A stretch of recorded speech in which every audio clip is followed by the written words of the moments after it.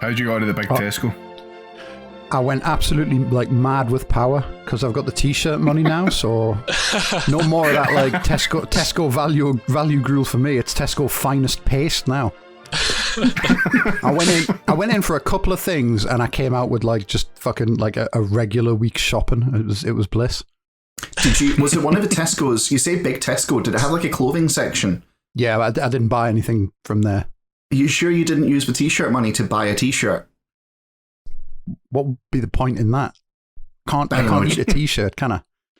Is this some new Tory scheme? Is it where like I'm supposed to like not sell the t-shirts? I'm supposed to feed them to kids.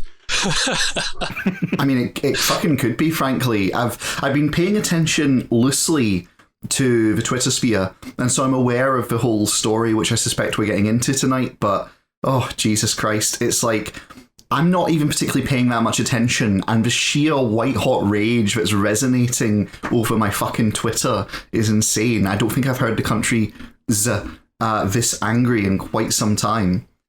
Yeah, because someone said to Tories, "Would you like to feed children?" And they went, "Nah, fuck them, let them starve." That's it. Just normal things. Anyway, we'll discuss some normal things on this episode of Podcasting's Praxis. I'm David. I'm here with Ben. Hello. James. Hello. And fresh for the big Tesco, Jamie. All right. I've still got a mouthful of Tesco biscuit. Fuck it, I'm eating my yogurt then. Oh, Tesco biscuit sounds like a private school game. No, it's like from the in-store bakery, raspberry and white chocolate. It's fucking mint like. Yeah, white chocolate, you say. See, what's going on here, listener, is we've been paying attention to other podcasts' way of doing things, and frequently on Well, There's Your Problem, they seem to like eat and drink and just generally like, you know, give no fucks about the fact of recording, so we're just aping their style. That's what this is. It's not so much aping the style as just I saw them doing that and went, well, if they're allowed to fucking do it, you know what I mean? You can eat on the podcast, Jamie, when you do research. How's that? No deal. I'll see you later. Oh, fucking hell. Yes, will we talk about the hungry kids and the shit Tory MPs? Will we do that? Shit, I'm just sitting here, we're eating biscuits and yogurt, and we're about to talk about kids starving. Fantastic, let's go. Perfect. Put your yogurt down. Okay, yeah, so bit of background for anyone that has managed to somehow miss the previously mentioned incandescent countrywide rage. The Tories decided that they weren't going to extend free school meals over the holidays. It's half term, etc. down south, and obviously that means for at least a week kids can't be fed at school. Because they can't be fed at school, there's no food.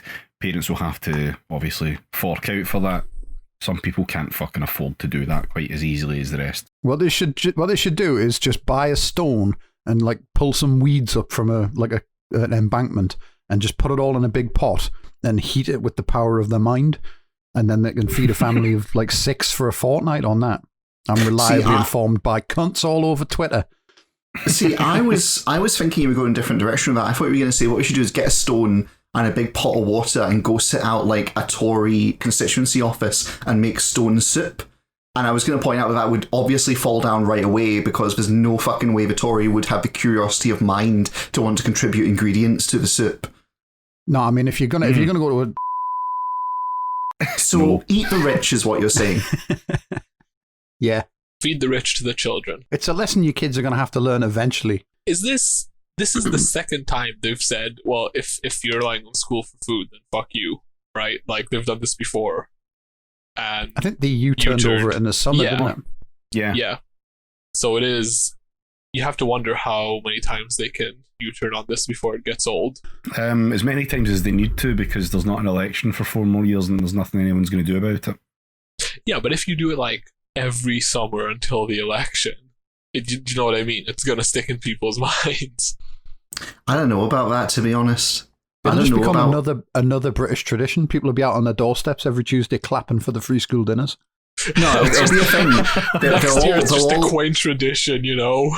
No, the tradition's going to be they'll all nip by the big Tesco and buy a plate and leave it outside their Tory kind of local constituency office, and that's them doing their bit to protest. Yeah, and then a Spitfire flies overhead and drops a bag of quavers.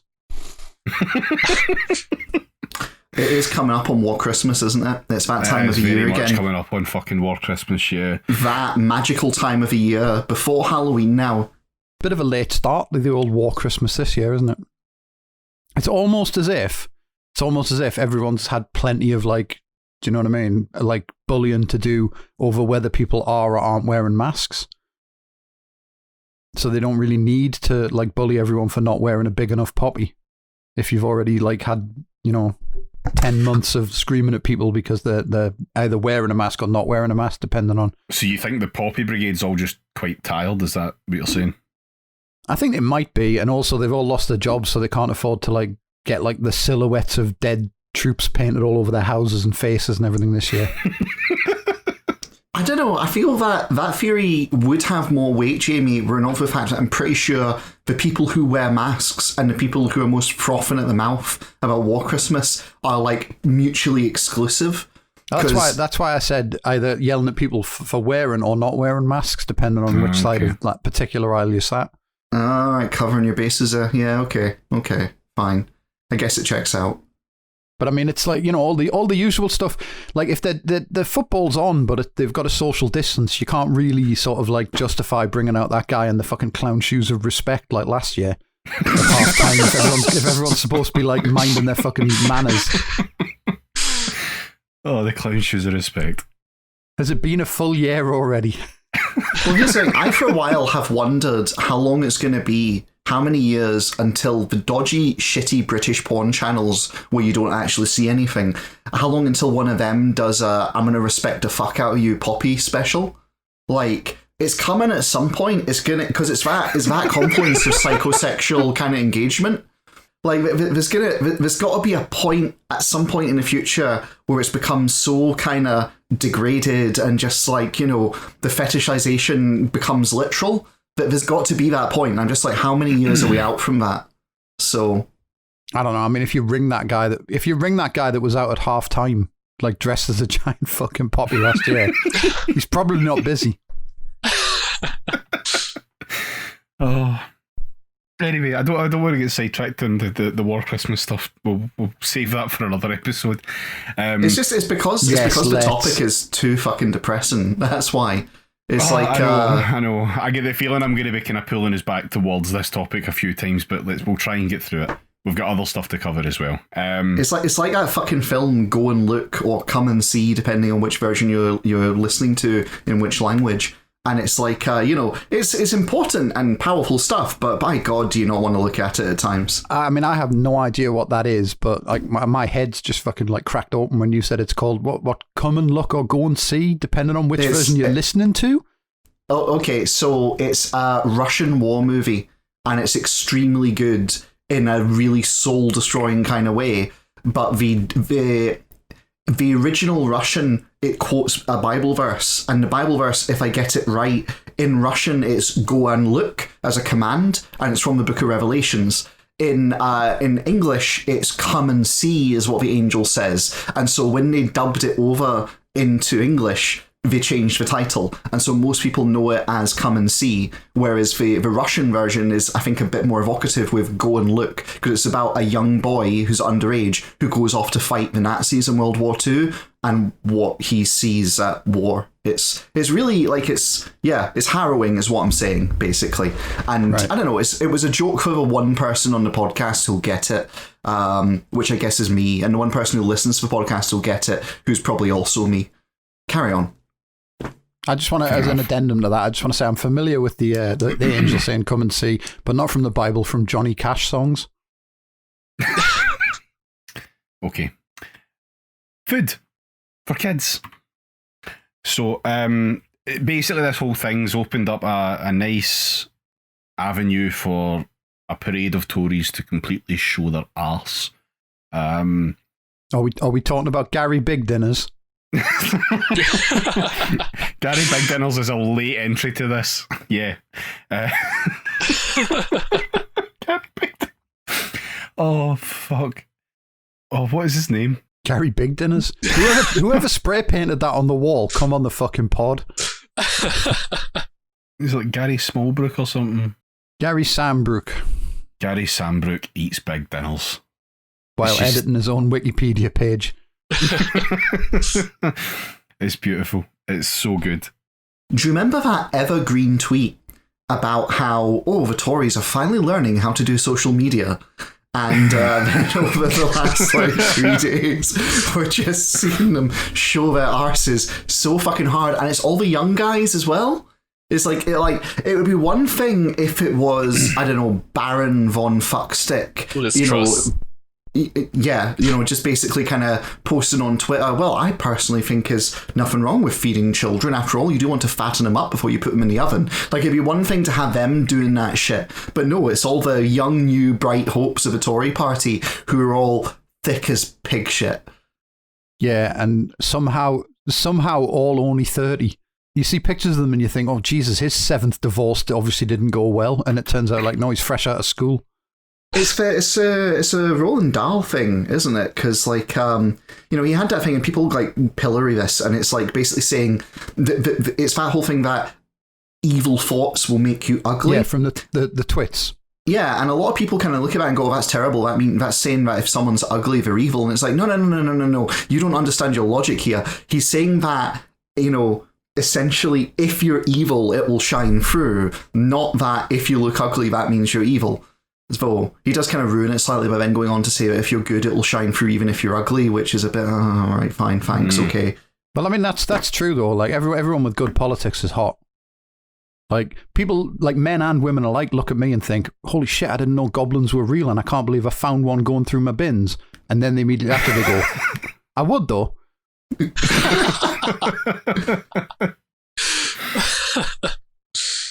Jamie, I wish I had your confidence. Just 1 fucking tenth of it would be fantastic. I wish I had my confidence, to be honest. I have a theory about how Tories age. And it's do you know that very... It's 14-year-old... Is the theory just a napkin with badly as fuck written on it? No, it's a bit more in-depth than that. So you've got those Tories that look like they're 12 but wearing a suit, like all of Jacob Rees-Mogg's kids. Yep. So they all look like that, and then they all turn into semi-attractive blondes for the purpose of PR. Do that for a month or two, and then turn into Ben Bradley or Liz Truss or whatever. It's just the life cycle of a Tory. Is it the suit chrysalis theory? Because I've heard that before. Sort of. They go through their PR stage and then move on to, My theory is that the guilt of repeatedly committing just naturally ages a person. Mark Francois is only 26. That's getting cut. It's getting to a point now where when Jamie says stuff like that, just mentally I hear David's bleep just in my head. This isn't even a bit, legit. It's how you have that thing of, hey, you can't hear an image, and then people will always post these images, and you're like, yep, I know exactly what that sounds like. Jamie's voice saying a libel now invokes the sound of beep in my head as he does it. It's actually, I don't know what you've done to me, David, some kind of Pavlov's dog kind of training on here. My favorite bit of this whole maybe we should feed children bit is that it's brought back the Twitter, here's how I live for a week on 30p worth of food. This is a bit top fucking hits in here for that, yeah. Oh, Jesus fucking Christ. It's Have we got that guy from the army? Which one? There's a guy who's been posting multiple tweets about how I did cheese and crackers was one of them. Oh, Jesus, that fucker. And he's page 3. He's here's how I boil an egg. Arsehole. Page 3? What, like as if I've opened the show notes. But yeah, I mean, he was apparently, according to his Twitter bio, he's formerly a major in the British Army. So I assume he knows some high-level paedophiles to get that kind of job.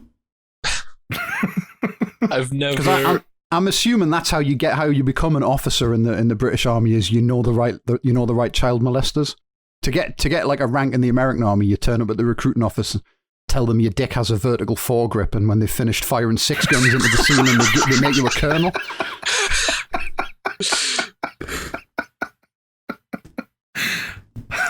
In some ways, it's an improvement over the American Air Force, at least, because the American Air Force, to get promoted in that, like, you basically have to turn up and say, I love Jesus, but I haven't done a sex crime, at which point they'll go, aye, okay, fine, you're in. I always assumed the fastest way to gain rank in the American Air Force was be one of the few people that can actually land the fucking planes. No, that's obviously, observably not true, Jamie, because John McCain. Yeah, right, it's just no way. It's the opposite of that. They select for qualities other than ability to land the plane.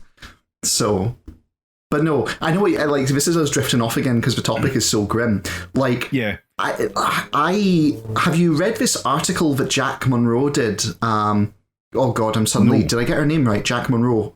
Yeah, you did. Yeah. Yeah, okay, cool. Sorry. Just, ever get that moment where you get this weird kind of, oh, I'm an imposter and I think I've just missaid someone's name? Anyway, cut all that bit.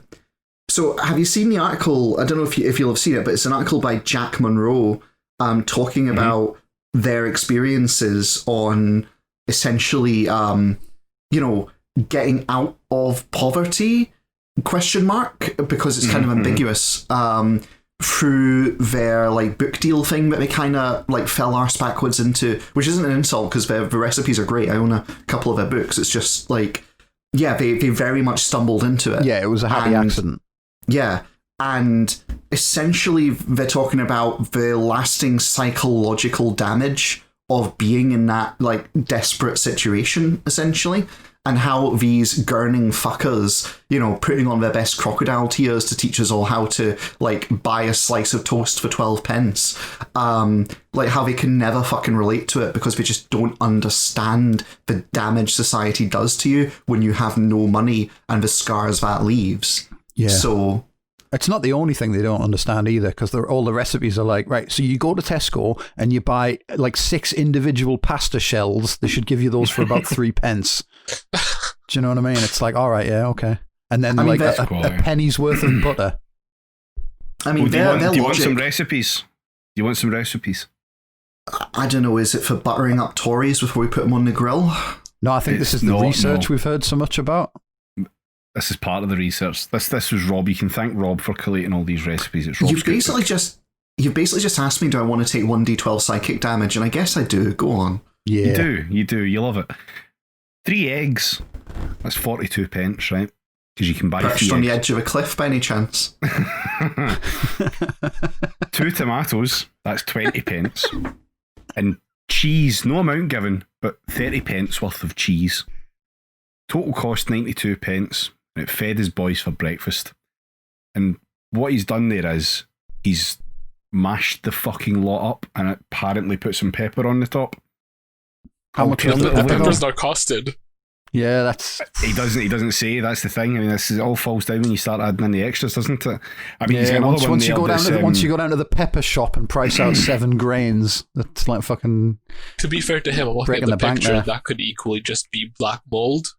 Oh, we've got pictures. Hang on, I'll open these fucking show notes.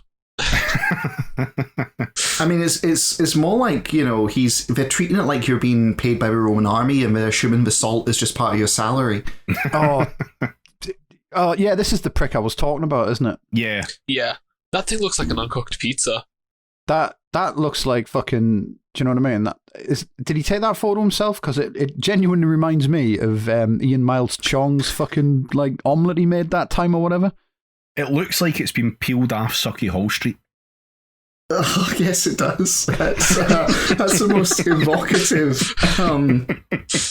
and accurate. Like, right, so to the Glaswegian listeners here, it really does look like someone has went down Socky Hall Street and went, I can feed my kids off that, and scraped it off the fucking pavement. Jesus fucking Christ. Oh no, it's of the consistency that it was peelable. Like, it was at that perfect time at about an hour after the garage closes.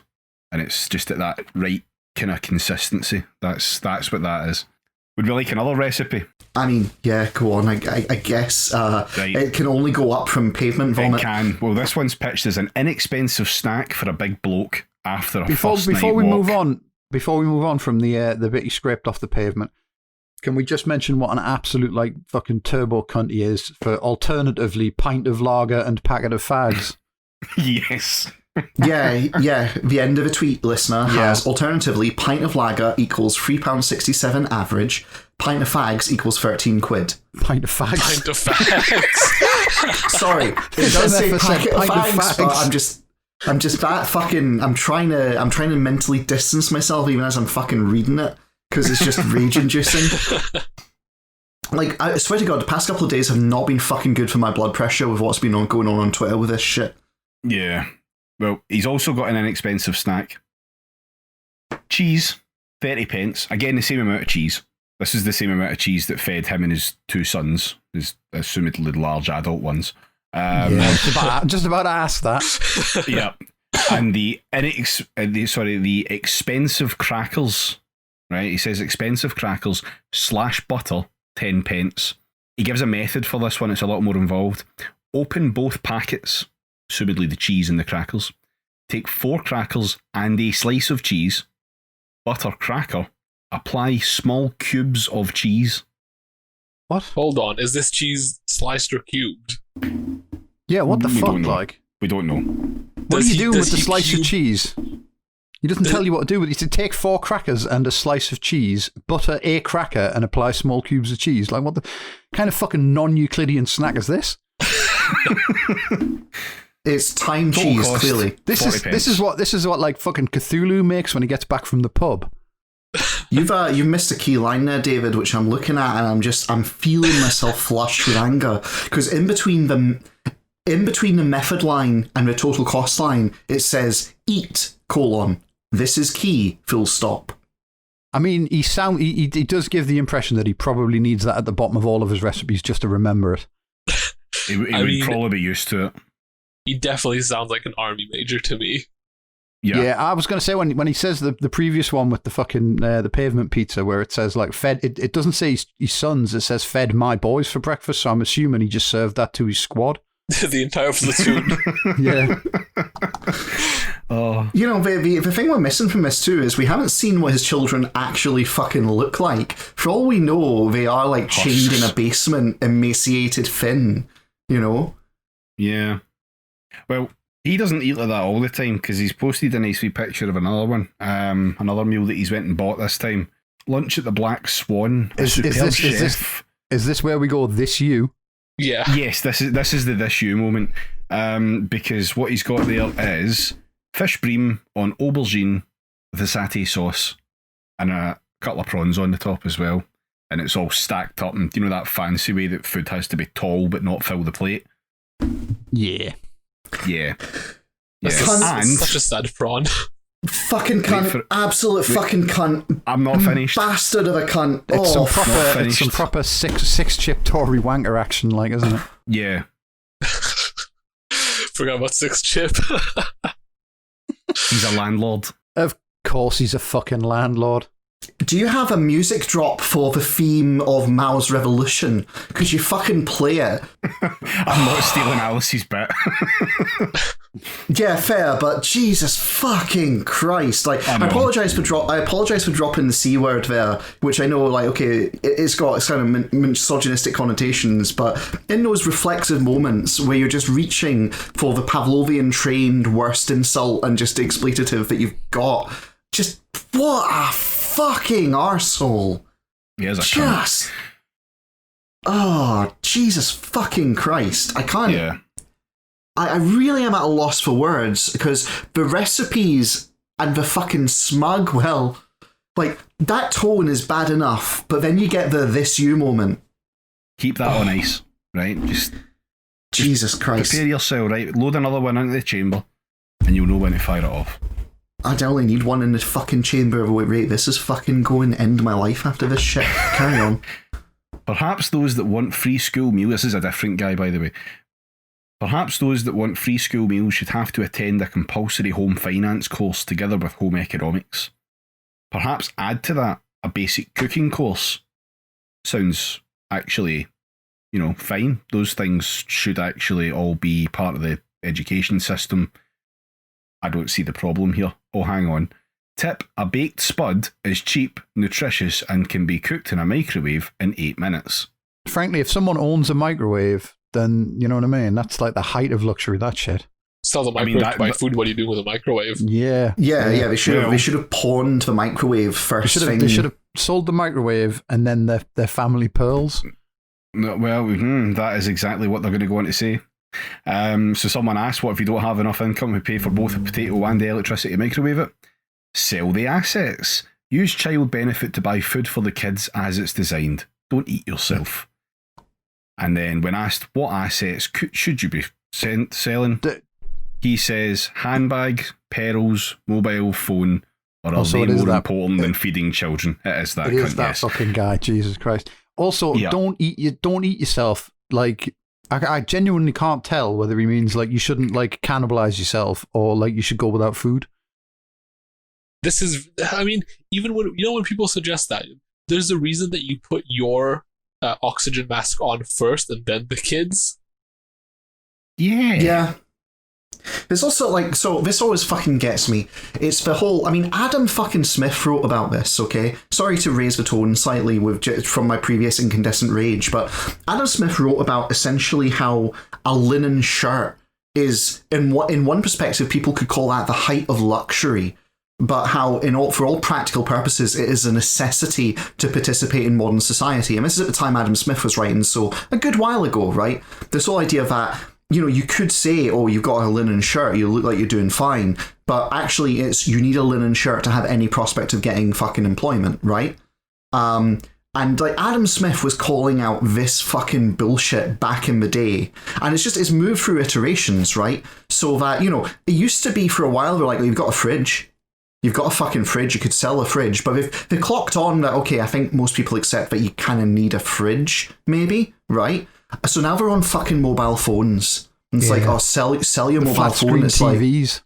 Like, yeah, and it's like, you motherfucker, do you think, right, I'm trying to get a job, what am I going to use to try and get that job? Oh, I know, I'll just pick up the old rotary and I'll, dial into the fucking website and send my applications in that way. No, you use a fucking phone. That's the primary means of internet access these days is a mobile phone. I wouldn't be surprised to learn that the majority of attempted accesses, not successful, but attempted accesses to the job seekers website is through a mobile phone these fucking days. And these cunts like, yeah, sell your mobile phone, sell it.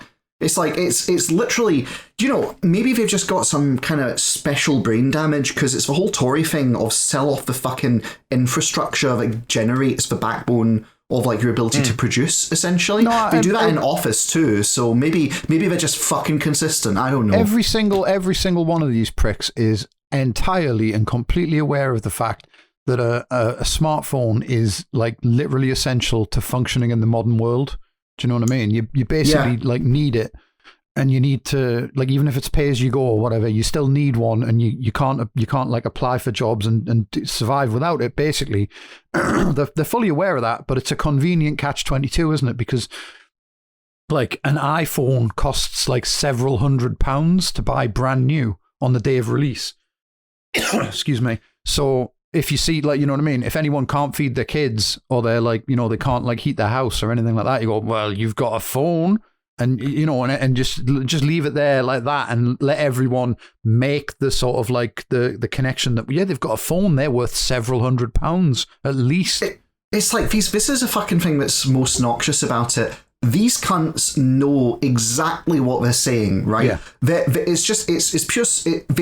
They're fascists, right? There's no other fucking way I can say this. They literally know that they're talking complete bollocks, but they don't care. It's just play to them. It's making the right noises so the liberals titter and shake their head and wave their fists and their bony fingers and do nothing. Because to them, what's really going on here, what's going on with the Tory party, what's going on with their MPs, what's going on with their supporters, what's going on with these fucking arseholes on Twitter, is they're all basically thinking, kids who need help are going to grow up to be adults who need help. They're basically vermin, so we might as well just fucking murder them all. But we can't really do that, so we'll just starve them. Fuck them. That is the animus that drives their dark fucking hearts. It's actually worse than what Jamie was saying, because they're evoking a specific thing, right? They're evoking this fictional person who is on benefits, doesn't have a job, has 8 kids, and the newest iPhone 26s. And obviously, this person doesn't exist, but the tabloids and general, like, right-wing media consensus has drilled this weird fucking stereotype into people's heads so much. So when they say, sell your phones, that's what people go to, that's what people think about. It's like the American, like, Republican Party with people on food stamps are buying lobster, caviar, and steak kind of thing, ignoring the reality that you can't use food stamps to buy anything other than a pre-approved list, specifically because of these Republican cunts. No. I think you'll find free school meal vouchers in the summer went direct to crack dens and brothels, and that's according to Ben Bradley MP. I saw someone on Facebook the other day talking about how, like so-and-so works in the co-op, and someone was in trying to buy like cigarettes with the free school meal vouchers like a few months ago, and it's like, no, they fucking weren't. Do you know what I mean? Yeah. That's like, it's fucking bullshit. Like, aside from anything else, do you know what I mean? Like, it's this weird sort of thing where you go, oh yeah, you can't trust the poor. They're all shifty, and like, if you give them if you don't like just constantly like fucking bear down on them and watch them like hawks, they'll just take the piss. If you give them money to live on, but you don't make them like, you know, work 40 hours a week for that money, like, you know, like workfare or whatever, they'll find a way. They'll exploit the system. Oh, they're always exploiting the system. They're all like clever and cunning and everything, but at the same time, they're too fucking stupid to figure out that like they should buy food with the free food vouchers, and then the actual money they've got they should buy tabs with. Do you know what I mean? Unless people assume that they're like spending all of the money and all of the vouchers on cigarettes and living on them. Do you know what I mean? Like, it's just all these fucking tales of, oh, like so and so saw someone, like, no, they fucking didn't. So and so's a lying cunt. Do you know what I mean? Well, it's very revealing of what they're really about, because the whole reason they do this shit is they absolutely positively want to keep people ground into paste, rather than give people enough free time and free space to start paying attention to the world and go, well, hang on a minute, we should be demanding far more than we're getting. And that's what lies behind a lot of this politically. And so they're actually being their most honest when they say, oh, you have to stay on top of the poor. They mean it quite literally. To stay on top of the poor, you have to do this shit. And just, Jesus, the guy with the drug story it blows my mind, because like the wry joke is, of course, he's posting from the future post-Brexit, when drugs will become the de facto currency in our barter economy and our collapsed shell of a nation, right? But just, I honestly think he believes it, is the sad part. I think the propaganda has gone that deep that he's kind of taken on that little part. Oh, yeah. There's plenty of true believers. It's harder for people to spot. Like, it's so weird. It's similar. It's similar. Like, the poor are scapegoated in a similar way to immigrants. Yeah. But you like what you see with like the rise of UKIP is that like there is actually, you know what I mean? There's not a problem with immigrants, but to racists there is, and it's visible. Do you know what I mean? So the government like spends years saying, oh, well, yeah, you know, your taxes are high and there's crime because of immigrants. Like, you know, you can't get a house because the immigrants took them all, so on and so forth. And, you know, racists go, yeah, that's right. Yeah. Oh, we'd better vote for them. They're going to do something about the immigrants. But like, you know, time passes and eventually they notice that like, well, you know, we voted all these Tory governments in and they all said they were going to come down hard on the immigrants. But, you know, I still hear Polish spoken in the post office sometimes. So we'd better vote for UKIP now that like Nigel Farage seems much more angry and like he might do something about it. And it's a similar thing with the poor, except that like nobody's really like got any first-hand experience of it. They're all just believing like shit from the Daily Mail. That like, you know, oh yeah, there's certain estates where like you can't go because like the people will just knife you and take all your clothes and leave you dead, and the police won't come and like collect your body because they're too scared. And it's like, where's that? Yeah, and you go like, where? Like, give us an example of where, and they go, oh, and it's like, it's just made up, isn't it?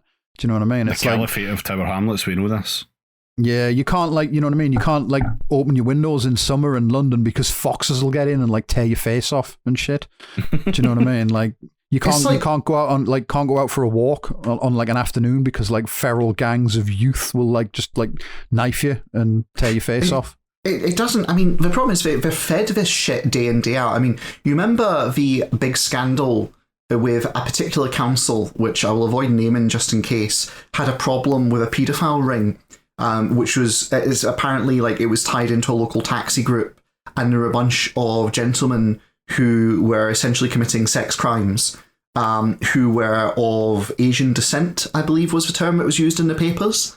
And this has been, it was turned into this big paedophile ring, and now all the fucking racists kind of go, oh, look, this is we're over here fucking our kids and all this kind of shit.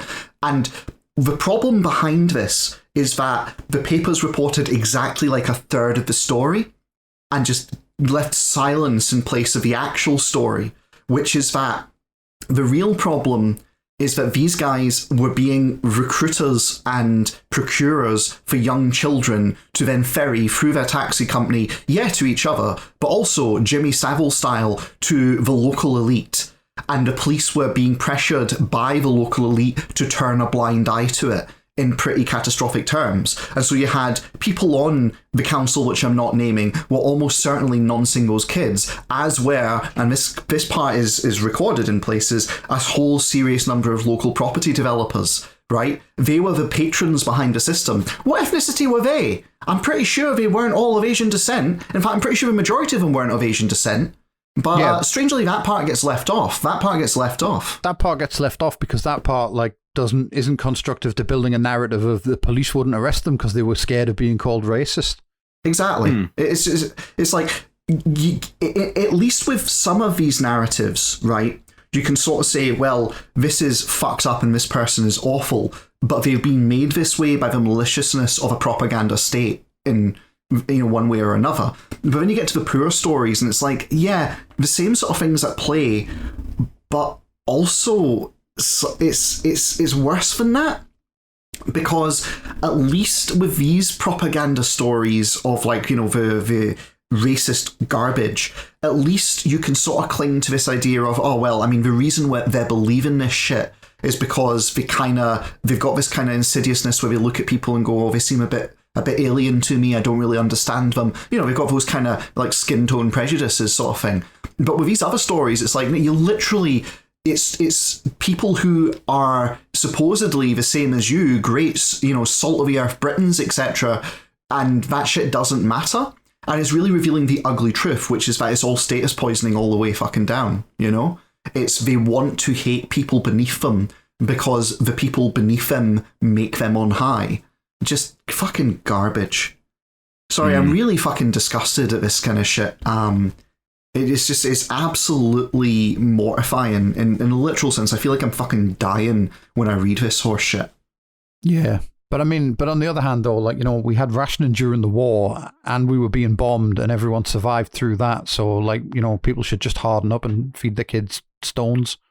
You know what? I agree. Let's go back to wartime conditions. Let's institute a fucking planned command economy. Let's do that. Let's fucking ration everything. Let's do that, yeah? Let's go back. Let's actually sit down.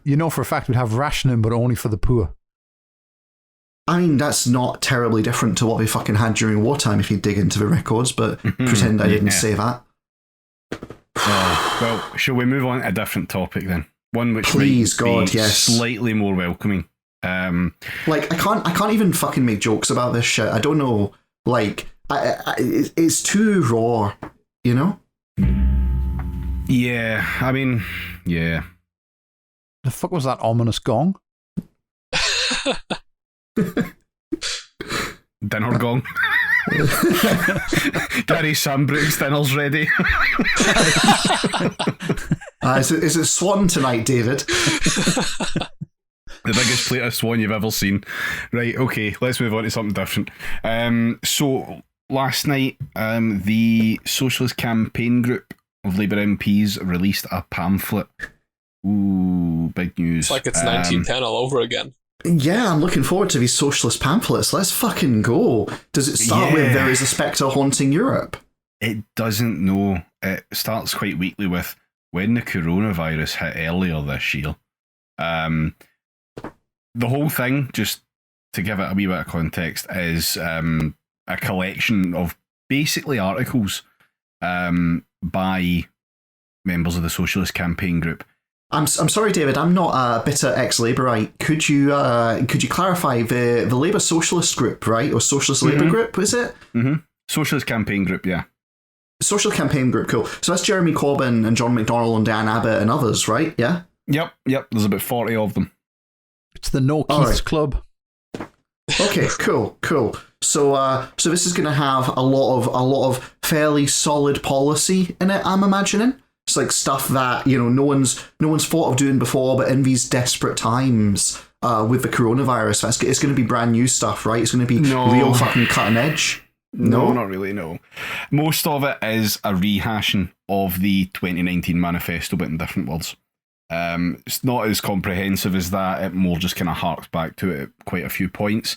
It does talk in some detail about some of the policies that they think would help with the current coronavirus pandemic shit, but it's nowhere near as incisive as you would expect an actual set of policy proposals to be. It's quite woolly.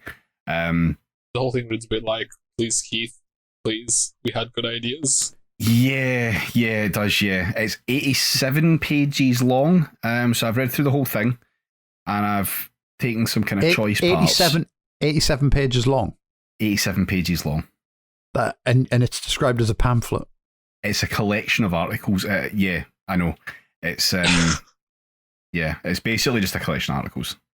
I'm just hung up on the fact you've read this like so quickly, and I'm just picturing you sitting there with blood oozing from the side of your head, where when you got done, you picked up the power drill, pie style, and just like tried to drill the sad reality of the death of 2019 out of your head. I'm just picturing them trying to put these up on the little rack they have for pamphlets at like the doctors or whatever, and just like getting two on before the whole thing just comes off the wall. Do you know what this was like? It was a little like watching not your dog, someone else's dog, someone that you're not that close to, and watching their really old dog really struggle to get back out of bed for no reason at all, because it thought it heard something for the first time in about a week.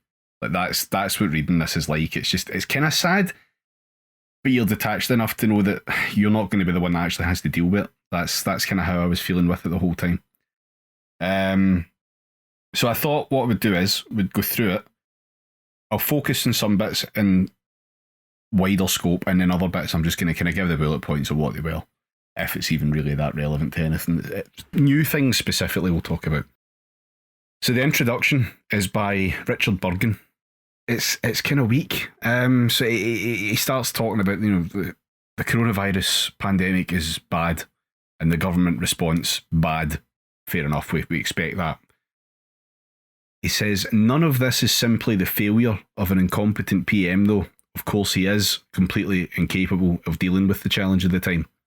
Instead, it's fundamentally the result of a sustained and determined stripping away of the progressive powers of the state over the past 4 decades, ever since Thatcher unleashed an era of neoliberalism and privatisation. The systemic failings are going to become even deeper in the coming months, as an unprecedented avalanche of job losses hits our communities. We should be in no doubt that the far right will step forth with their so-called answers to the multiple crises we face: more racism and more scapegoating. This sounds like a trot paper. Does a little bit, yeah. However, what he's wrote there isn't wrong. No. It's surprisingly more prescient than I was expecting, if I'm honest. So, fair enough. My thing, as I'm listening to you there, my thing that's in my head is, who is this for? Right? Yeah. Like, who is it for? Who needs to know this? Who needs to be told this? I'm going to ask you to keep that rolling around in your mind as I go through this stuff. It's for future archaeologists. It's for people wandering around a wasteland after like hard Brexit hits, and they come across like a cache, and they pick up the audio log, and we just hear coronavirus was less than optimal. And we kind of, that it's the document that's going to give context to the pair of skeletons huddling next to an empty plate. That's what this clearly is. A distant future, like aliens will come visit the ruins of Earth, and their CSI team will have to piece together what happened, and they'll calculate the trajectory of Britain just ever downwards until it assumed its final and ultimate form, which was 2 white people blaming each other for everything that was wrong. I'm picturing like some fucking alien indie game developer will make a really like moving like wander simulator out of it, you know, where you wander around the blasted hellscape of the British Isles, and at the beginning it pops up, this is based on real archaeological evidence, you know, sort of like Fall of Pompeii. It'll probably invoke like, you know, what happened at Pompeii as like a metaphor in the background as you're kind of going through it. It'll win some kind of alien awards, you know, and everyone will think, oh, it's very fucking moving. And that'll be the net product of our civilization, really. If any game developers want to, in advance, rip off an alien civilization, there's a chance. Get on it. Just cite us as a wee credit and we'll be happy with that. Disco Elysium 2, this time with voices by Jamie. Oh. Right, okay. I mean, what we've got so far, fine. Like, it's a reading of the current situation, fine. However, it goes on to say, given this, what are we, as the Labour Party, going to say about it? What are we going to do about it? Now, the first problem there is that he's assumed that the Labour Party is one entity that will act in unison and, you know, pay any attention to the Socialist Campaign Group and what the 40 out of 200 odd MPs has to say. We have a moral duty to fight for every concession possible.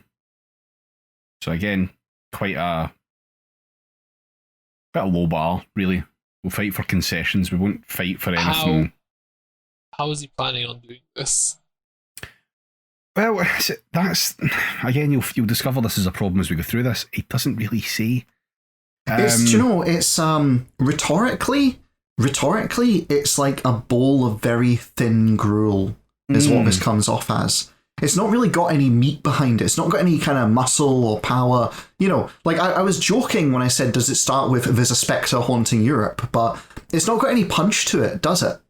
It doesn't read like someone is grabbing you by the lapels and shouting in your face with urgency. No, do you know Instead, what? It kind of... Do you know what? The next section, I'm reading ahead. Spelling out the alternative policies that the government should be pursuing is also an essential part for preparing to win in 2024. And that's good. This is also what you should be doing for coronavirus. I want you to tell me, here's what we should do, here's how we're going to do it, give a plan. And then even if the Tories, you know, put forward a sort of watered down version of it, like they did between, well, essentially 2015 and 2019, like everything Corbyn said the Tories did 2 months later, then that's still a win for us, right? Yeah. But I get the feeling that this isn't what's happening here. I think it's wildly optimistic of them to assume there's going to be a 2024, to be honest. The problem here is that the leader of the opposition was saying things then, and the government was having to do them because it made the party opposite look credible. Keir Starmer's not going to do any of this. Like, it would be mad if Keir Starmer was to listen to anyone in the Socialist Campaign Group, given all of the previous. So it says, he goes on after that to say, if we are to rebuild trust with voters we lost, then we have to demonstrate day in, day out that we are on their side and offer a better way forward for them. Factually true, however, so our party now needs to go beyond criticising the government's incompetence, which it has done well and has won the public argument over, and lay out the policies needed to defend people hit hard by this unprecedented public health and jobs crisis. Many of the ideas... Sorry, David, are we living in the same fucking reality as these people? No, because not. We, as we've been over many times, I'm not a Labour person, but it's straight up with a straight face saying, you know, we've got to move beyond criticising the government, which we have done well. Really? When? When has that happened? Give me an example. The closest I come to is last episode when Keir Starmer finally took a fucking position because he was bounced into it. Yeah. Just what the fuck? Maybe they think that they're saying it's like a collective we. It's not the Labour Party as a we. It's we as a people. Like, and they're counting like Marcus Rushford as people doing something. No, I think they're talking entirely. They're talking entirely about the last manifesto, because the whole thing about the done well and won the public argument was like last election, wasn't it? Corbyn said, like, you know, even though we didn't win, we won the argument. Yeah, I think they're just there's a lot of confusion here. They're just pretending that Keith, like the whole Keith era, hasn't happened. No, they're not. They're not, because it goes All right, on well, straight fuck me from then. there. Many of the ideas were in our 2017 and 2019 manifestos, and Keir reflected many of them in his 10 pledges. Now, these are the 10 pledges which have all been proven to have been completely fucking broken already. I forgot about the 10 pledges. It's very true, because what is a reflection? It's an image. It's a projection of light. It's a two-dimensional construct that has the illusion of depth. All right, slow the fuck down there, Carl Sagan. If you wish to bake an apple pie, you must first write the Labour manifesto, Jamie. From scratch, yeah.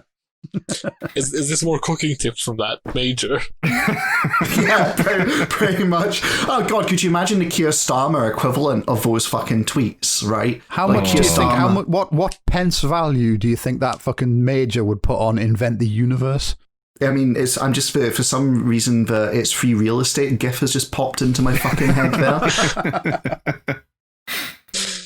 Our election defeat was not a reflection of those ideas, but a result of an election dominated by Brexit. Now is the time to build on those progressive policies, even to deepen them. So, yeah. Like, I don't really know what election defeat they're talking about there, if it's 2019 or the leadership one. It's equally vague, so I don't know if that's a veiled dig, but I'm going to assume it's not, because they're quite careful to not really do that the whole time. Right, but like, now is the time to build on these progressive policies and even deepen them. Like, that might be true, but which fucking party do they think they're in? Yes. Because I can't see Keith, like, fucking bothering to do anything other than, like, you know what I mean? Insisting children go back to the germ factories. Do you know, this is the thing, I was half joking when I was saying, can you imagine the recipes that Keith would put out, but like, he does seem like the sort who, when he's finished of a day, he goes home and he has a nice big fucking meal and goes, it's gone really well today. Yeah, the Tories have made a terrible misstep in cancelling kids' dinners, and I think we can really exploit this going forward. And like, the thought that, you know, it's bad because kids are going hungry doesn't enter into his fucking world. That's not how he sees it, essentially. I don't really know if he has his own thoughts. And this image while you were saying that of Keith sitting at the table with his newspaper and his like dinner, and his wife sort of standing off to the side, and the camera's like showing her his wife's face, and Keith is behind her, and as he's saying this, she's just kind of moving her mouth and rolling her eyes. I think that's just your reaction to me saying stuff on the podcast generally, to be honest, being projected through the image of Keir Starmer, but sure, let's go on. Right. Following the defeats for the left in the Labour leadership elections, many have asked, what does the left do now? For me, the priority for the whole Labour movement must be to force the government... point of view? Yeah. For me, the priority for the whole Labour movement fucking hell. For me, the priority for the whole Labour movement must be to force the government to change track through proposing bold, practical solutions and building the mass movements needed to win change. Now, again, yeah, but... How? Exactly. The left has a leading role to play in this. We have to generate and push a united programme of demands and action that we coordinate the whole left around. Good. The left in Parliament. Bad. And in the unions. Good. The party membership. And social movements. Good. The Socialist Campaign Group of Labour MPs will play its role in building that alliance. He goes on to say basically just a bunch of shit the government's done wrong and a general idea of what they might do right. Only progressives will fight for such an agenda, he says, which, like, yeah, but you don't fucking inhabit a party of progressives anymore, so what you doing? Some on the Labour left may feel despondent at recent political events. I understand that, but we don't have that luxury. People need to dust themselves down and get ready for a huge fight over the coming months to force the government to change track. Many lives and millions of livelihoods depend upon it. You're not going to do anything. You can't do anything from within Labour. He's right. There's going to be a big fight. It's just that the big fight is going to be internal to Labour, because there's absolutely no way for anybody to do anything to get the government to change track. The big fight is going to be between the Labour front bench and the Tories, and it's going to be over, does the policy need to be quite that racist? does the policy need to be quite that poor baiting? And that's going to be it. That's going to be the big fight, because the Labour left is not going to get a look in at any of this. It's 40 MPs. Yeah. It's less than 20% of the entire parliamentary party. And they've got fuck all say on anything now, because they've basically all been rooted out of any shadow cabinet positions at this point. Yeah, like the Labour right isn't, and well, Labour and moderate, or just Labour, let's be honest, are not going to make the same mistake twice. They got caught sleeping and did everything they fucking could to make up for it. And they did it. They did it. Like, you know, they successfully saw off the unexpected, you know, outflanking incursion. And now they are just going to do their level best to not just confine these people to the backbenches. That's like an interim kind of position. But longer term, I honestly would not be surprised if they don't go about deselections at some point. Not soon. It's going to be after the memory of Corbyn has kind of died down a bit. There's going to be excuses for deselections will come in, but they're very patient about it. I don't think you don't need deselections. You just need for those people to naturally retire and replace them with stooges, right? Like, it's not like they have any actual power. No, that's it. You could just leave them in place. You could, like, because they did that before. That's how Corbyn was still there after Blair. You can just take no action whatsoever, and it's fine. I think the problem, though, is they want to make sure that the future generations of fucking morons don't get caught sleeping. So I wouldn't be surprised if there's some kind of deselection action at some point, maybe 10, 15 years from now, just to kind of clear off the last of them. If we haven't sunk by then yeah, quite possibly. He says, over the coming months, members of the Socialist Campaign Group of Labour MPs will be campaigning on many of these issues. I hope this pamphlet is read and debated widely in the Labour and trade union movement and beyond. He hopes. Because that's all they've got now. Just piss into the wind and just hope it fucking hits something. That's all they can do. And that pretty much ends the introduction to it. Like I said, it's 87 pages. There's a fucking lot more. That would be a lot better, right? Just like, okay, so you're in a position where you can't do anything. Be bolshy as fuck. Demand. Yeah. Like, you know, like if you're gonna do this, then just come out of it firebrand. Like, these are the policies we need to overcome. You know, like, just really forcefully put it. And when you're ignored, at least that gives you a basis to then come back and go, I mean, we fucking called it. But that doesn't seem to be the intent behind this. That sounds too much like something approximating politics, so... Yeah, well, the boldness varies in this. There are points where it does actually sound a little bit bold. Like, the next section's led in by John McDonnell. It's obviously on the economy. One of the things that he says that needs to be done is, or he doesn't quite say needs to be done, but he advocates for it. He cites the Bakers Union calling for the minimum wage to be increased to £15 per hour. Okay, good. They're also calling for a sectoral collective bargaining for that to come into the care sector as a proof of utility for it to then be expanded out further, and they want a wider return of it in the public sector as well. That's good. That's, again, a lot of that's in line with, but they're actually saying specifically the care sector should be the one because it's the one that needs it right now. Yep. They've also got a minimum income guarantee. Okay, you've got my attention. Let's hear it. A minimum income guarantee of £221 a week. We've also got a call for a Marshall Plan for climate change, which has been tossed in there. God, when you said that, my brain just cut out at a call for a Marshall. I'm like, yes, good. Send the commissars in. This is the time, kind of thing. And yeah, okay, Marshall Plan. Sure. Let's learn from the Americans. Why not? Yeah. The next section is Rebecca Long Bailey. She talks about the Green New Deal. Held it was in the manifesto. So they're hitting they're hitting the old classics, is what you're saying. Yeah. Well, they are. Like I say, it's quite mixed. Some of it's just reheat that manifesto, and then other bits it's actually new stuff that's building on it or totally new. The next part's new because it's relevant to the furlough scheme. So Mick Whitley, in a call to stop the jobs massacre, calls for companies that took advantage of the furlough scheme to repay the money that they were given if they go down the route of redundancies. Excellent, I like that. Mm-hmm. Industries should restructure themselves across their existing workforce through the introduction of a 4-day working week.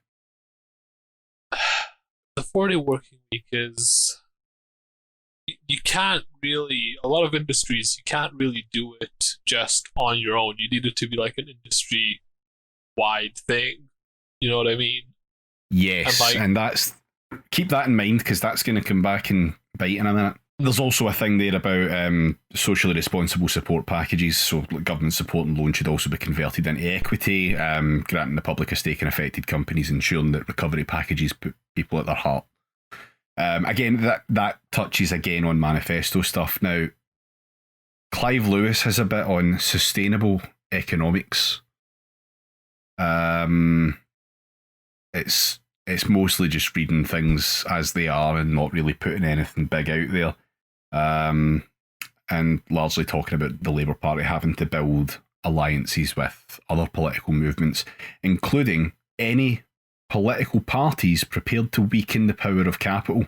Now, can you think of any political parties with any relevance whatsoever that are attempting to weaken the power of capital?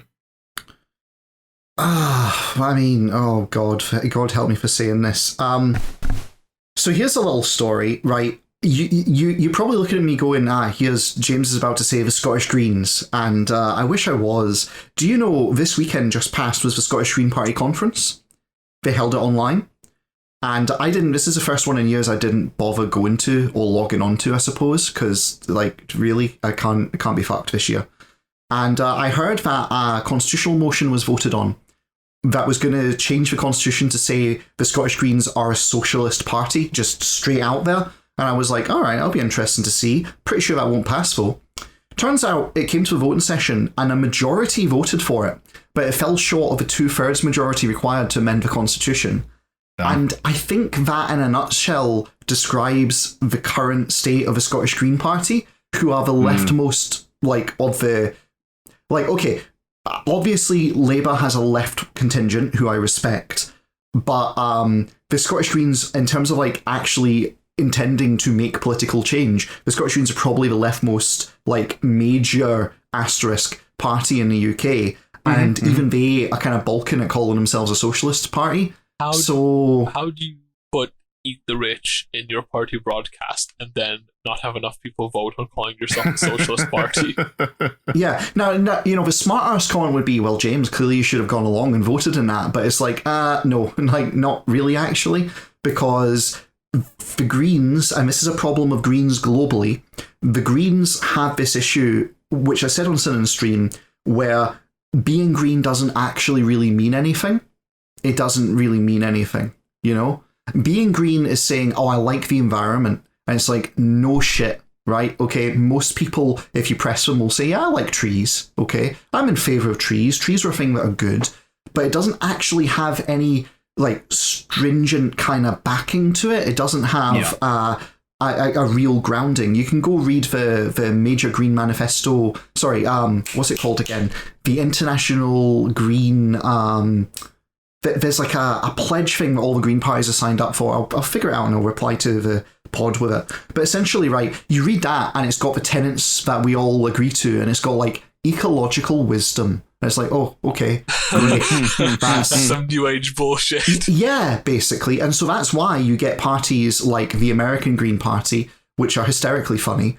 You get parties like the German Green Party, you get the Irish Greens, who, fair play to my party, the Scottish Greens, they did pass a conference motion to say, hey, Irish Greens, you fucking suck, basically, because of their bullshit they've done recently with voting alongside the rest of their government coalition to seal the records of the investigation into the Catholic Church's abuses in a particularly egregious case. So, you have this constellation of Green parties, of which I genuinely think the Scottish Greens are probably the most far left. But even the Scottish Greens, when push comes to shove, a majority are in favour, but not an overwhelming majority are in favour of socialism. And at the time, it came up, there were conversations on Twitter and various other places of actual Scottish Green Party members going, I don't think we need to call ourselves a socialist party, though. I just think it's bad optics. And it's this is what you're working with. And it's part and parcel of the problem. Are there any major parties out there looking to fundamentally challenge capitalism?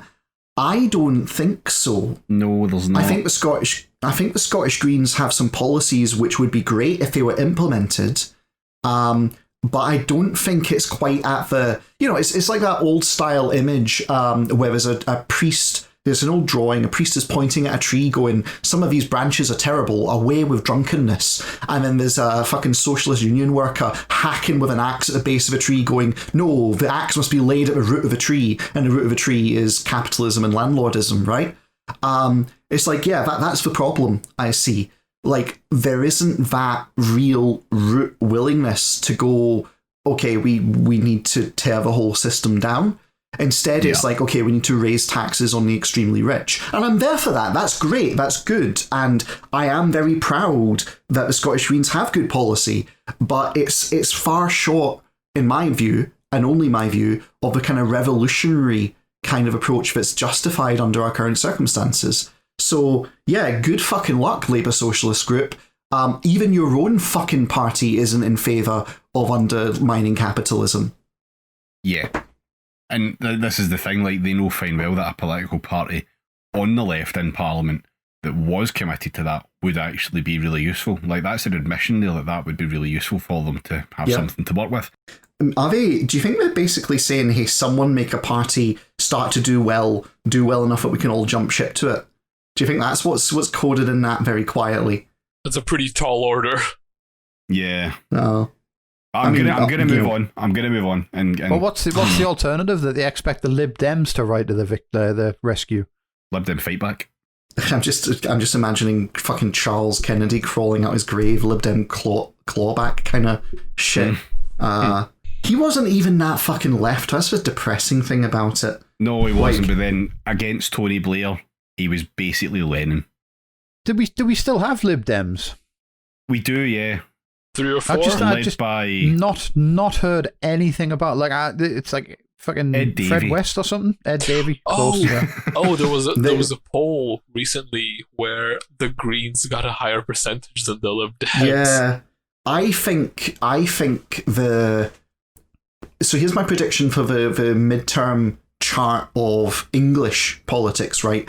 Scotland, different story, but English politics. I reckon the Lib Dems are dead. They're a dead party walking. They'll hang on in Scotland with the weird crofter and Highlands and Islands and their blood sacrifices to the old gods kind of thing. But in England, I think the shy Tory vote has just gone fuck it and gone Tory. And the ones that haven't gone Tory, the ones who are like, they're like hand-wringing Liberal vote, then are all back in Labour, right? And then the people who are left over, the kind of crusty libertarians and others, I think they go to the Greens.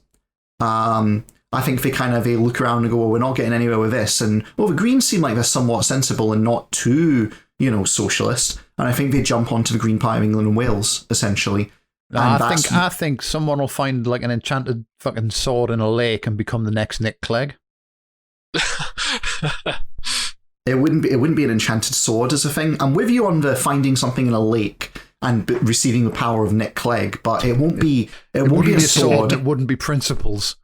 Yeah, no, it'd be something like a wet Lib Dem lying leaflet about electoral chances. Can't win here. Like someone pulls one of them from the pool, and that's it. An enchanted air rifle, like +3 versus squirrels. Someone finds an orange book in a puddle. Yes. I mean, what image really is better to describe the Lib Dems now? I'm just now picturing, like, there'll be a pair of very short men with hairy feet who go out boating, and one of them falls in the river, and just at the bottom he glimpses this strange orange object is just kind of glimmering at him, and he pulls the book out with him, and then gets into a fight with his mate who fucking murders him, and unfortunately that's what happens when you go boating with Vince Cable.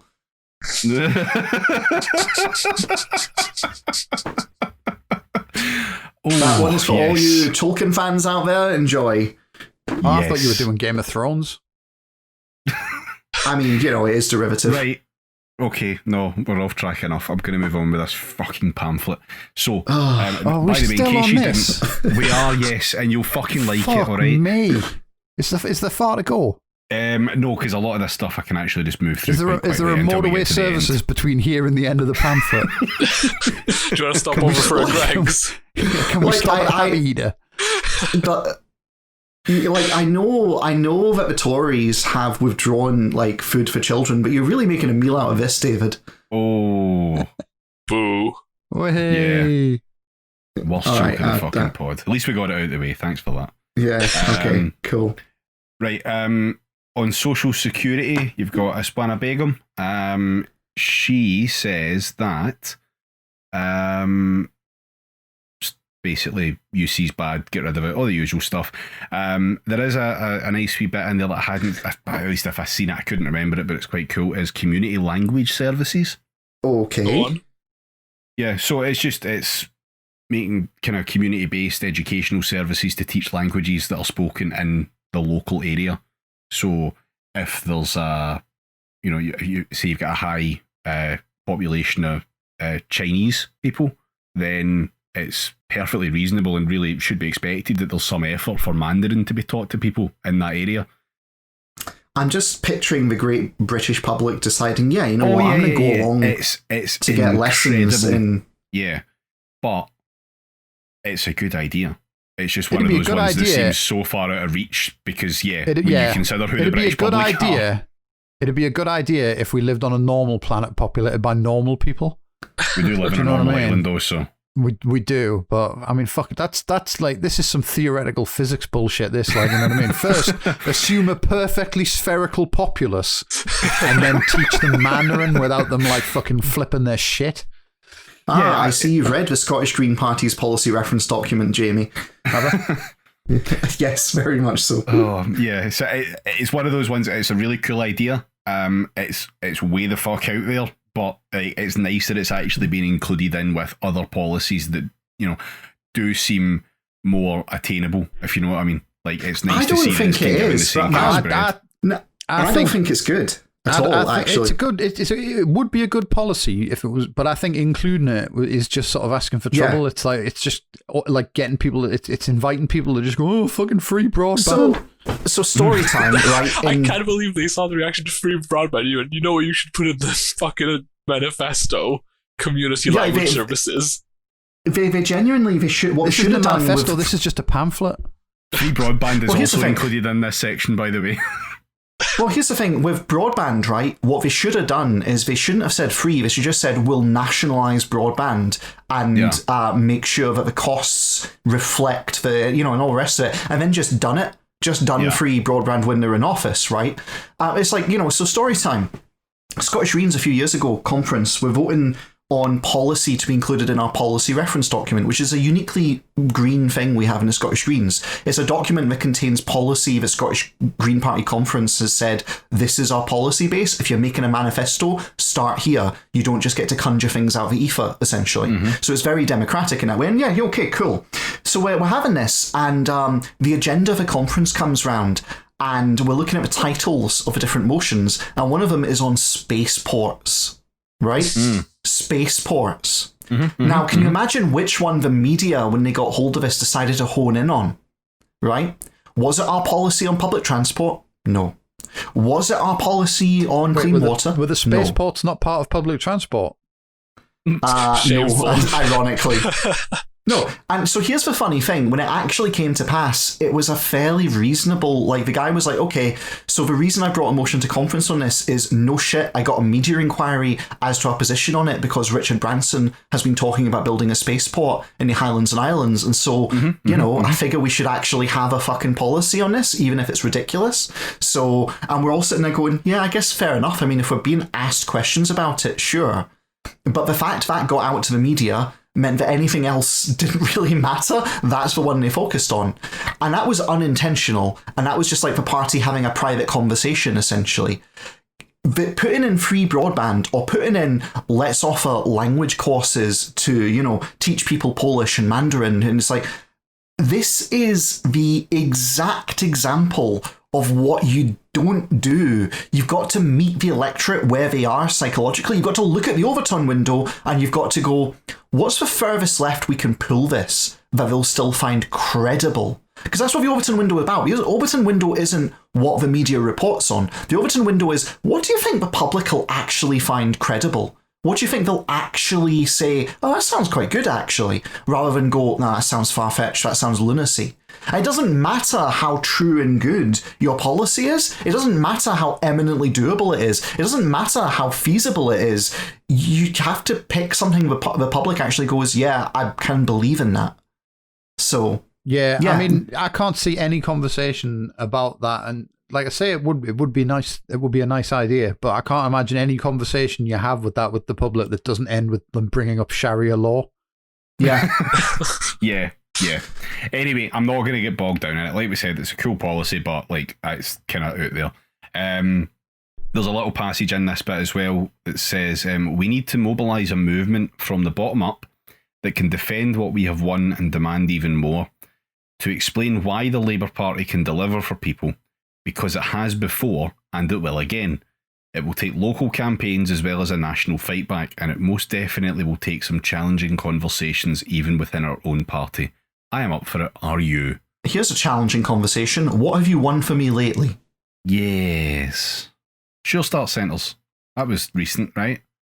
And it was also like the be-all and end-all of policy as well. The next section is race, class, and Black Lives Matter. I'm not going to bother with any of it because Diane Abbott wrote it, so you know it's pretty much just going to be good. And it's, again, anything policy-wise in there is just Labour manifesto stuff, get rid of the detention centres, all that kind of stuff, end the hostile environment. Generally just good. Nothing really to say, it's stuff we know about. I was just going to say again, though, like, you know what I mean? You can't bring any of that up without, like, a conversation turning to Sharia law. Yeah. It's doubly so, especially if it's written by Diane Abbott, like, because you know how much the fucking headbangers love Diane Abbott. Well, the benefit is that it's buried in an 87-page long pamphlet that none of those people are actually going to read. Well, I mean, that's true. I will say, I feel it's worth clarifying for any listeners who are wondering, right? You do sometimes have to stake out a position that is out in the wilderness, and you do it on things which are matters of fundamental principle, like, for example, Black Lives Mattering. That's something where you stake a position and drag people around to you. The nuance is when it's concerning individual policies that aren't quite that stark, that aren't quite that, you know. So, like, I when I'm saying, you have to meet the public where they are, I don't mean you have to meet them with racism, which is what ironically what the controls and immigration muglot do. Yeah. Right. Yes. I'm saying that you do it on the policies which aren't matters of principle, but are matters of like implementation and pragmatism and things like that. So just to be crystal clear, because I don't want anyone sitting here thinking what you're basically saying is that, like, you know, the right thing to do is the opposite of what the Labour right do. Basically, I think that's been proven time and time again. Anyway, carry on. Yeah. Okay, so defending migrants' rights to defeat the far right. This is Bill Ribeiro Addy's section. Does any of this involve crowdfunding a lorry full of guns? No, it doesn't. Unfortunately, well, I mean, it should. I mean, it's that would be the best way to defend ring. migrants from the far right. I think is a lorry full of guns. Sorry, I think that's Prevent on the line. They're asking for your address, Jamie. Oh, right. So this whole article section is pretty good. Again, it's quite light on what to do. However, it's a solidarity article basically. So it shits on Tommy Robinson, Trump, Orban, Bolsonaro, and the media as well for the way that it treats migrants. There is a wee snipe at Miliband era Labour. We became resigned to the idea of not being tough enough on immigration. We even had the mugs to prove it, but the fact is we simply cannot out-Tory the Tories. Good. Someone in Labour said it. That's good. No one else in Labour will listen to them, but still good someone said it. Also talks about the need to be unabashedly pro-migrants' rights while fighting the idea that migrants drive down wages that's present within the left, so that's even better. There's some self-awareness of the fact that is a problem on the left. Ideal, good stuff. This unequivocal opposition to austerity and racism cemented under Jeremy Corbyn's leadership of the Labour Party is the path we must continue down. It is ultimately the remedy that our society needs. He's not the leader anymore. Like, nobody's aware of that. About it. Fucking, well, no, the media certainly fucking isn't. Right, next step is Jeremy Corbyn's. For global rights, peace and justice. This is obviously it's all This is the stuff that lost him the election, right? Actually, funnily enough, not, because any polling about the kind of foreign policy ideas that Jeremy Corbyn had were actually, when you didn't attach the name Jeremy Corbyn, were really favourable. Yeah, but the problem was the media portrayed it as Jeremy Corbyn cares as much for foreign lives as he does for British lives, and that which played is wrong. Really, right. Yeah, the very idea. Yeah, again, this also reads a bit like a kind of solidarity piece. There's a little bit on like trade policy shouldn't be based on ignoring things like the pollution of the countries that we're trading with, etc., and their environmental regulations. So that's all stuff that should be brought in to consideration. That's good. A strategy for peace throughout the Middle East requires the focus of all governments to recognise the rights of all peoples, full recognition of Palestine, and an end to the occupation. He calls out US-backed coups in South America. There's the usual don't like NATO type stuff as well, but specifically as a new thing there, advocation for a stronger World Health Organization and free and universal access to healthcare across the world. With the, obviously, he can't do that, even if he was Prime Minister, he couldn't do that, but the international aid budget specifically should be pushed towards that. I love that. It's a good idea, but like Jamie said before, it's a good idea for an alternate reality. Yeah. Right, there's a mention by Claudia Webb of community food plans. Sorry, correction, by Ian Byrne of community food plans. Local food networks, including markets, community gardens, shops and kitchens, and a focus on food education. I can't remember that being in the manifesto, so that's something else there that's new. On making housing a public right, local authorities need to be given powers to expropriate properties when the limit is breached. There's 5-year fixed-term tenancies, extended eviction notices to 3 months, and reversing the criminalisation of squatters, and also a limit of property ownership under any one landlord, agency, or property developer. So there's some good stuff in there. Sorry, right. Yeah, that one I'm very firmly on board with, and I think the public would be on board with too, ironically. As long as you don't say what the limit is. One. Well... Well, on that, actually, the next part I did want to bring up was a part by landlord Russell Moyle. So, on creating 21st century public ownership, he says, moreover, from the public's perspective, whilst doctors and teachers are not viewed as civil servants, their main interaction with recognisable government officials is rarely perceived to be positive. It may be the parking attendant giving them a ticket, the police officer stopping and searching them, or the bureaucrat losing their forms, sanctioning them on benefits, or the housing officer who lets them rot in damp, dangerous accommodation. We know much of this is because of underfunding, and we must bring trust back into the government and pride into those frontline public services. But we must also understand that government control of industries has not always filled the public with confidence. What a fucking idiot. Yeah, fatal misunderstanding of the issues that people have there, especially with that stop and search bit. Like, that's not underfunding. It's designed to do that. Yeah, I love that he's like, the stuff that's designed to be awful is the fault of underfunding, but the stuff that's actually underfunded, like teachers and doctors, are not viewed as civil servants. Yeah, everyone fucking hated British Telecom. They just thought it was the worst thing ever. Let's not analyse why that became an opinion that some people held. Let's not look at what was going on around British Telecom that got it to that state. Let's just accept at face value that sometimes government-run stuff is shit. Sounds great. This sounds like a brilliant titan of a thinker. Yeah, there is some good stuff in his section, in fairness, about co-ops specifically, and like making sure they're kept under worker control and making them easy to set up. But it's, again, mostly Manifesto 2019 stuff. Tahir Ali, in a programme for radical local government reform, wants simplification towards unitary authorities, which obviously we already have in Scotland, but they don't have in England. Council should run local buses, trains, stations and telecommunications infrastructure, either themselves or through local franchises and licenses, which I don't remember seeing in that much detail in the manifesto. Seems a bit... This is extremely, again, good idea in principle for another fucking reality. I would not want anything approximating our current council structure to be running our fucking telecoms. Like, I don't want potholes in the internet. Thank you very fucking much. Yeah. Bring back the regional councils. I think the glorious communist Strathclyde will rise again. I will never shut up about it.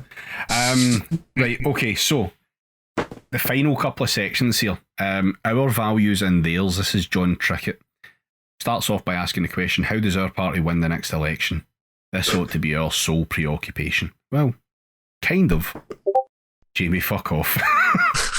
It's going to be a long one and you're going to fucking like it. You've had your fucking crackers. What were you moaning about?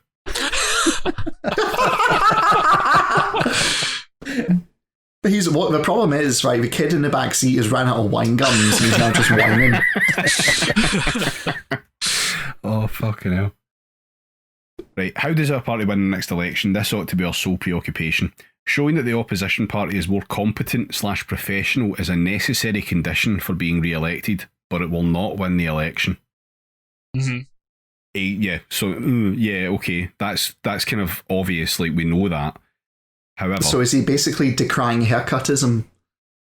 Well, almost, right? This is the thing. Trickett almost goes as far as doing that.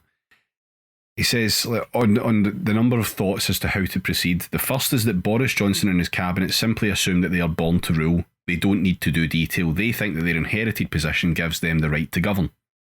This idea resonates very strongly in the public mind and could be used by our party.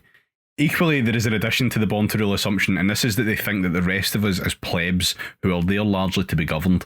Again, this argument resonates in the country as a whole. It raises the notion of a divided society ruled from a closed circle, a privileged elite in Westminster and the City of London. There is an obvious link between the born to rule assumption and lack of competence. Labour therefore can and should pivot from incompetence into this wider argument, which then lays the ground to say that we will construct a society built on entirely different values. Now, John, have you considered the leader of your party is a fucking knight of the realm? I was just gonna say, does this not also include all of you? Like, yeah, to some degree, yeah, a lot of people do just assume politicians born to rule, and they don't think about it any further than that. But the fact that you've got a guy whose first name is Sir, like, no, that argument isn't going to fucking work with any real effectiveness.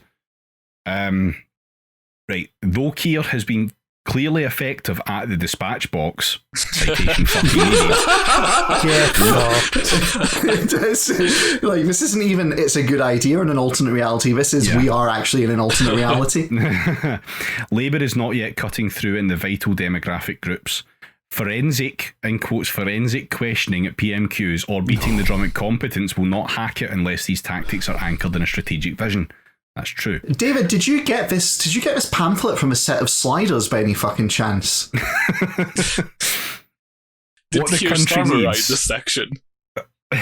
What the country needs is inspiration. Labour's task is to widen our assault on the nature of Tory Britain beyond commenting on admittedly woeful process issues. Again, yes, correct. We should deepen our understanding of the communities which we left behind. Yes, correct. But above all, we need to show that there is a way through to a better country based on our values of social justice and building a productive, dynamic economy in all the regions of Britain. You can't do that because you're not going to do any of that. Like, it keeps falling over on this same point where none of this is going to be listened to. Now, there's one final part. Well, there's a penultimate part by Ian Lavery about community organisation, join a union, etc., etc. That's really all there is. And then there's this wee section on lessons for the left from Wales. Okay, right. Yeah. You got my attention. Yeah. So, the general gist of it is devolution good, Barnett formula bad, right? Which we can agree to some degree that there is truth in those statements, regardless of where you sit on it.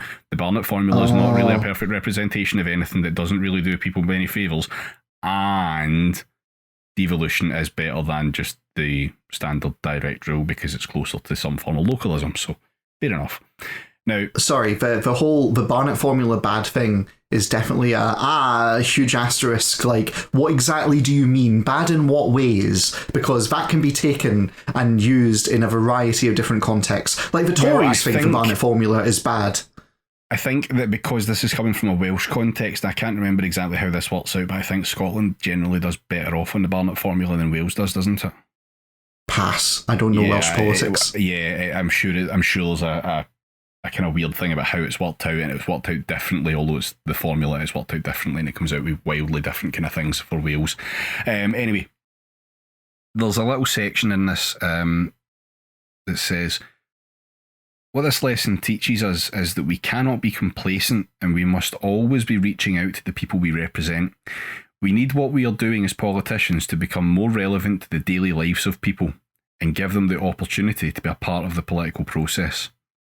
I am calling for Labour to establish a constitutional convention to create a new structure for the UK based on the Union of Nations, a union of equals, a federal structure which recognises that the present structure is no longer relevant if it ever was, and needs urgent reform to take into account the needs of all 4 nations of the UK on an equal footing. It's basically the Richard Leonard do the federalisation bit, but from a different direction.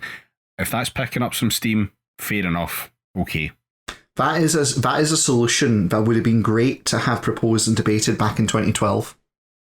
Yeah.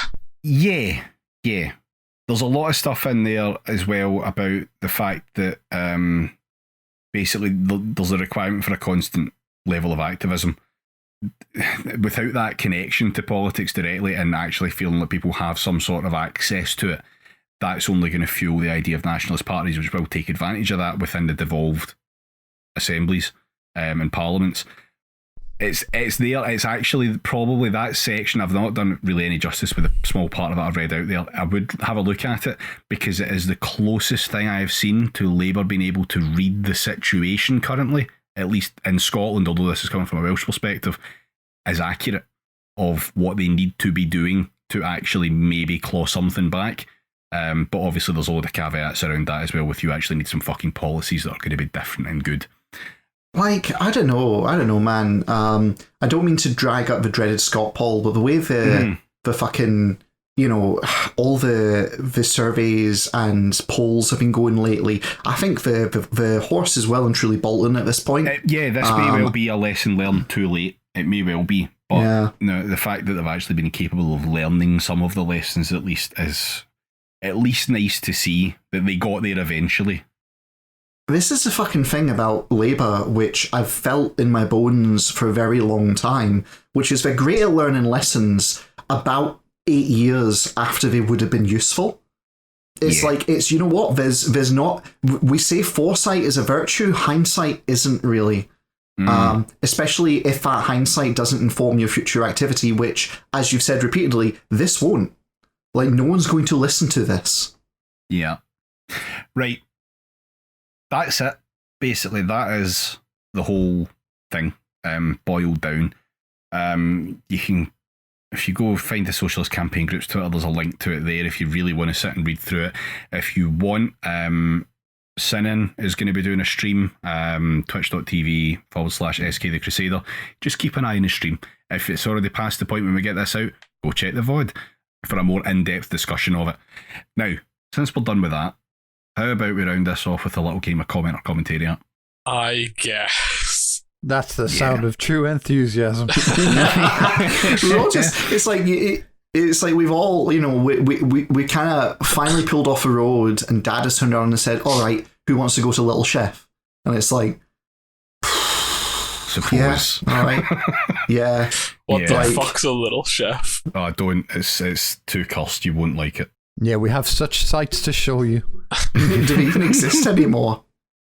I think they might have gone bankrupt, didn't they? They might have, yeah. I'm going to Google it now.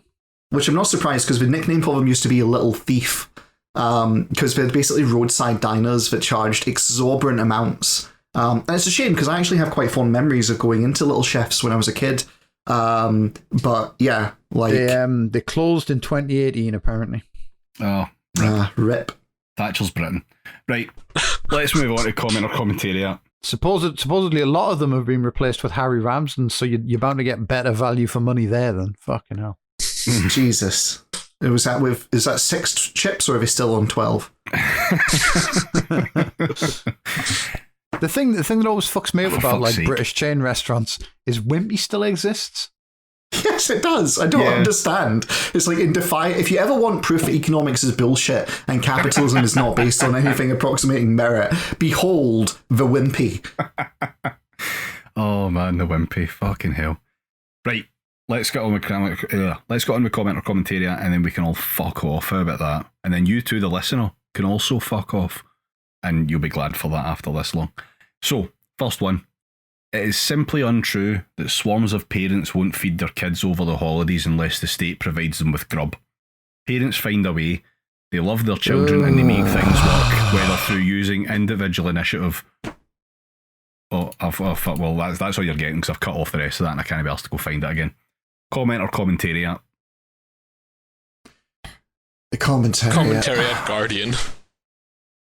Suzanne Moore. Commentariat Telegraph is my thinking. Do we have to name where we think it's from now? No, it's just for... Get a punt. Go. The Times. Nah, it's none of them. It was commentariat. It was in Spiked Online, and it was Brendan O'Neill. Oh, for fuck's sake! Like, the worst ever possible Prime Minister was Jeremy Corbyn.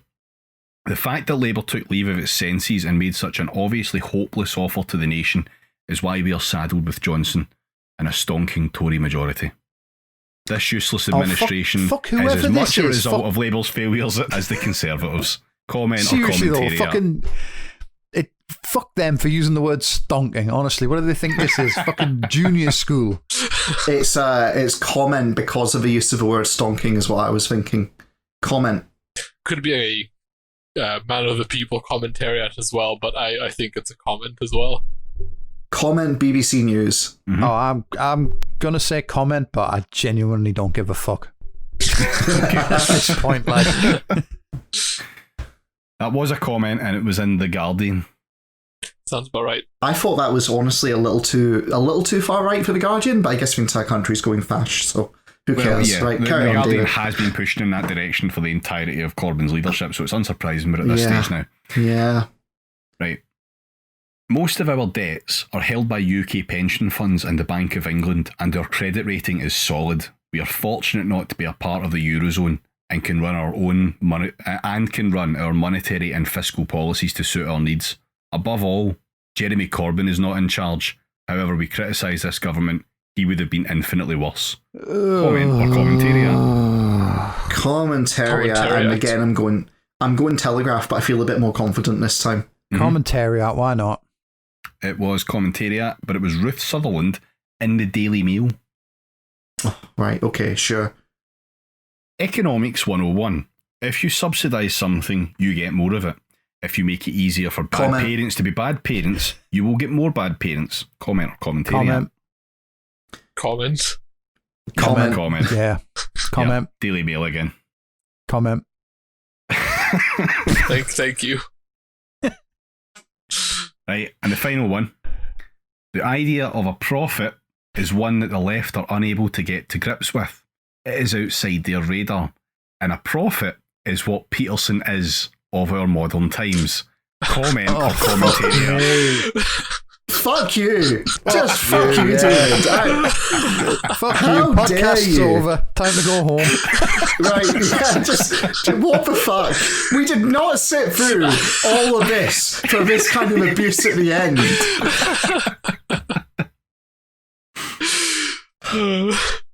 Go on, comment or commentariat. No, fuck you. No. I am on strike. I protest. I refuse. I'm like you know all those lib fantasies about standing up and saying, "Good day, sir." I refuse. I'm doing that. Fuck you, David. How dare you? How dare you, sir? Comment.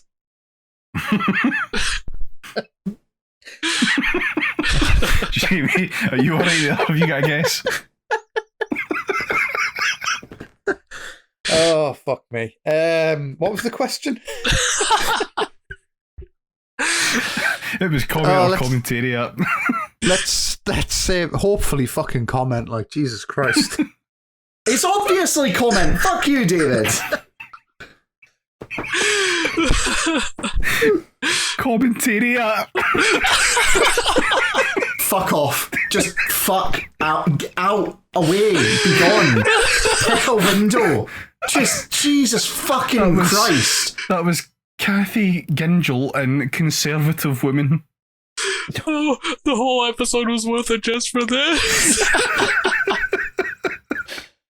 Of course, fucking conservative women would have a hard-on for him.